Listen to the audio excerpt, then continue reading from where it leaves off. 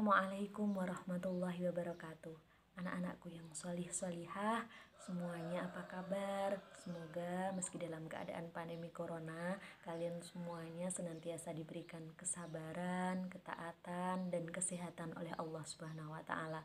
Anak-anakku semuanya, semoga kalian masih tetap semangat untuk belajar ya.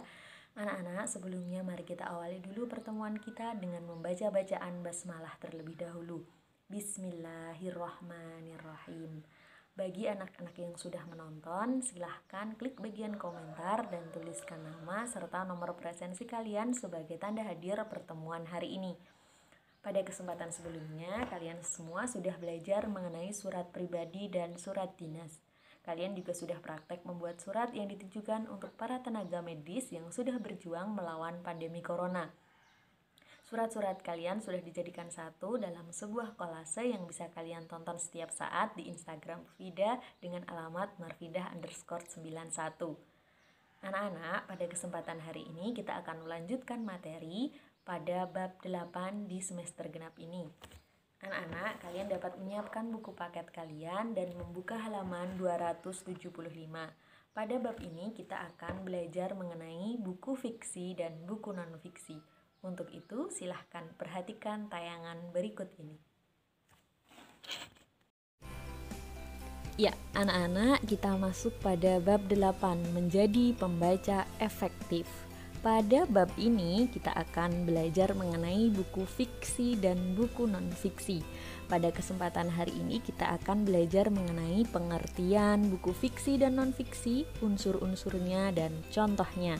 Yang pertama yang akan kita pelajari adalah pengertiannya. Apa toh buku fiksi itu? Buku fiksi adalah buku yang berisi gagasan atau ide atau perasaan penulis yang bersifat fiktif, imajinatif. Sekarang, apa imajinatif itu? Imajinatif menurut Kamus Besar Bahasa Indonesia berarti mempunyai atau menggunakan imajinasi atau bersifat khayal. Jadi kalau kalian berkarya yang didasarkan oleh khayalan kalian, berarti karya kalian itu termasuk dalam karya fiksi. Buku non-fiksi. Apa itu buku non-fiksi? Buku non-fiksi adalah buku yang memaparkan ilmu pengetahuan baik secara teknis maupun populer. Yang digarisbawahi adalah ilmu pengetahuan ya. Jadi buku non-fiksi berisi ilmu pengetahuan. Unsur-unsurnya sekarang. Unsur-unsur buku fiksi ada 7 poin. Yang pertama cover atau sampul, yang kedua rincian subbab, yang ketiga judul subbab. 3 ini bisa kalian perhatikan, bisa kalian cermati di bagian awal, bagian sampul dan bagian daftar isi. Nomor 4, 5, 6, dan 7 harus kalian pahami saat kalian membaca. Jadi kalian harus membaca bukunya terlebih dahulu agar mengetahui tokoh dan penokohannya, tema ceritanya, bahasa yang digunakan, serta alur ceritanya. Sedangkan unsur buku non-fiksi jumlahnya sama 7, nomor 1 sampai 3 pun sama, sampul, rincian subbab, dan judul subbab ini ada di bagian sampul dan halaman depan, bagian daftar isi ya. Selanjutnya nomor 4 isi buku. Ini harus dibaca tentunya bukunya, cara menyajikan isi bukunya bagaimana, bahasa yang digunakannya seperti apa, serta sistematika penyajiannya seperti apa. Kita masuk contoh-contohnya. Contoh buku fiksi, ada novel, ada buku kumpulan puisi, ada buku kumpulan pantun, ada juga fabel. Untuk fabel, pantun, puisi pada pelajaran sebelumnya kita sudah pernah belajar. Kita juga sudah pernah membuatnya. Kalian sudah pernah membuat puisi, membuat pantun, juga membuat fabel. Karya kalian tersebut jika dibukukan merupakan buku fiksi karena merupakan karya yang berasal dari khayalan. Contoh buku fiksinya ada Laskar Pelangi, Andrea Hirata. Tentu ini adalah karya yang sudah cukup dikenal, kalian juga bisa membacanya di perpustakaan. Ada juga Negeri Lima Menara, karya Ahmad Fuadi.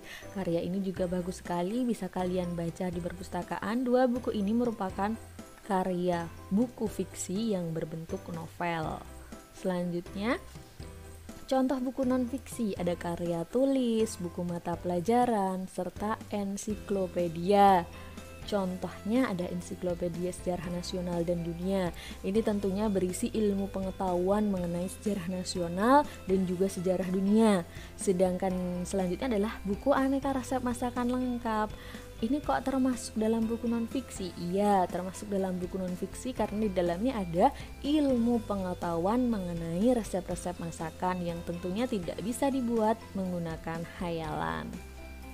Ya, sekarang silahkan kalian mengerjakan latihan menggunakan link Google Form yang ada di bagian deskripsi tayangan YouTube ini.